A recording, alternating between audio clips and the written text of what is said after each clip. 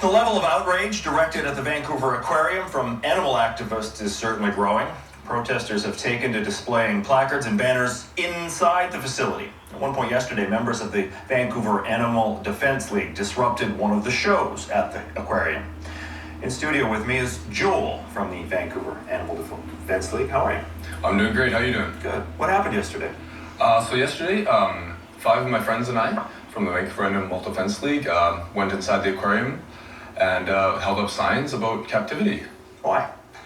Well, you know, there's a growing global awareness and growing global movement that keeping these animals in captivity is just wrong. They're very intelligent and social and in some cases even more emotional than humans. So it's just wrong to keep them in captivity for our exploitation and entertainment. Let me ask you, why inside? Why at the show? Why not outside in front? Why disrupt what's going on inside? Well, you know, in activism, it really requires a diversity of tactics, and we held up signs peacefully, non-aggressively, and you know, there's protests outside, and those are great. I'll continue going to those.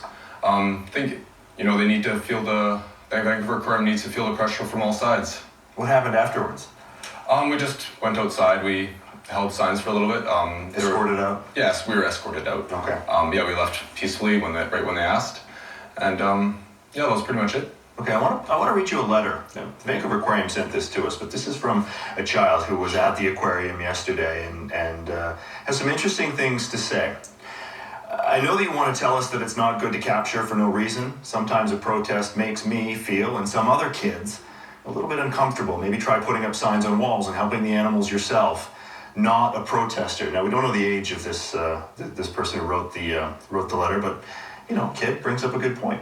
Yeah, definitely, and that's something I really want to address too. Is that this protest was definitely aimed at the Vancouver Aquarium's cetacean captivity specifically. It wasn't aimed at the people, you know, that are there with their families. You know, because everyone has a different level of awareness and about the issue of cetacean captivity. So yeah, I don't want to demonize anyone that's gone there. I'd certainly encourage people to boycott the Vancouver Aquarium and contact the Parks Board and urge them to consider the issue very carefully.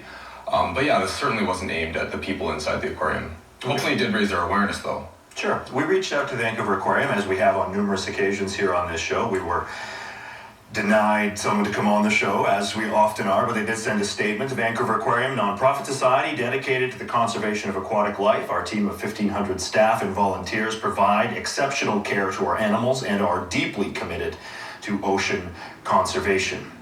Sounds like it came off their press release, but it is fair comment. The Vancouver Aquarium does do some great work with animals out in the field and rescuing distressed animals. Would you disagree with that? Oh no, I absolutely agree. I think the Vancouver Aquarium has some really great programs about for wildlife, and those are great.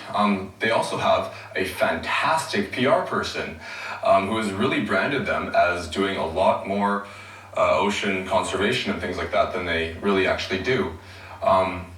Ocean conservation is a great thing, but ocean conservation should not involve buying cetaceans from the world's largest killer and exporter of cetaceans for captivity, which is of course Japan.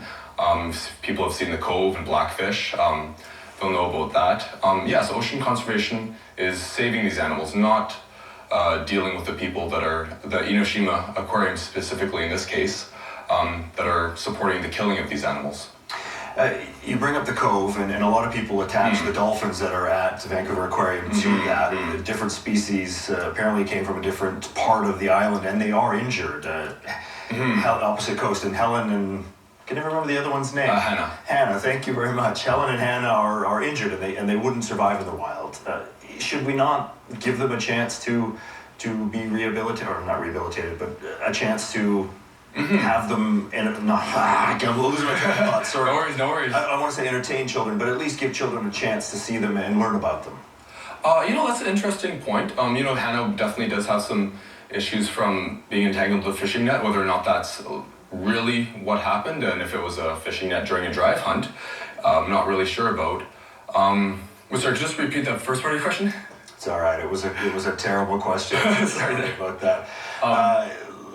listen, we're going to leave it there. I thank you for coming, Sure. Joel, from the Vancouver Animal Defense League. You're going to continue the protests? Oh yes, definitely. And there's many other groups and many other concerned citizens that will continue to really advocate for these animals. If you're going to say one last thing, Sure, quickly. The Vancouver Aquarium is financially interested in keep these animals in captivity, so there's not really an independent assessment of them to see if they can be released. Okay, thank you very much. Linda Reed.